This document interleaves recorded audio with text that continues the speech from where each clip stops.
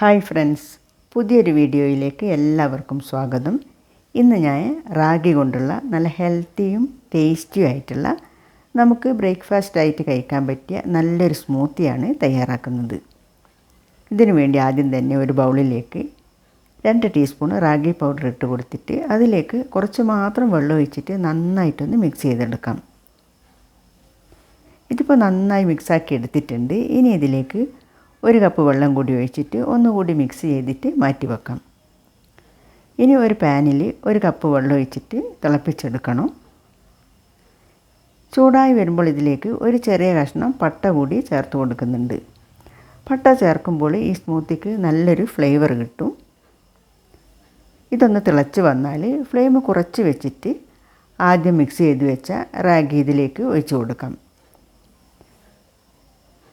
ഇത് ചേർത്ത് കൊടുത്താൽ പിന്നെ കൈവിടാതെ ഇളക്കി വേവിച്ചെടുക്കണം, അല്ലെങ്കിൽ ഇത് അടിക്ക് പിടിച്ചു പോകും. 3-4 മിനിറ്റ് തിളപ്പിച്ചെടുത്താൽ മതി. ഇപ്പോൾ റാഗി ഒന്ന് കുറുകി വന്നിട്ടുണ്ട്. ഇനി ഫ്ലെയിം ഓഫ് ചെയ്യാം. ഇനി ഇതൊന്ന് തണുത്ത് വന്നാൽ ആദ്യം ഇട്ട് കൊടുത്താൽ പട്ട എടുത്ത് മാറ്റിയിട്ട് മിക്സിയിലേക്ക് ഒഴിച്ചു കൊടുക്കാം.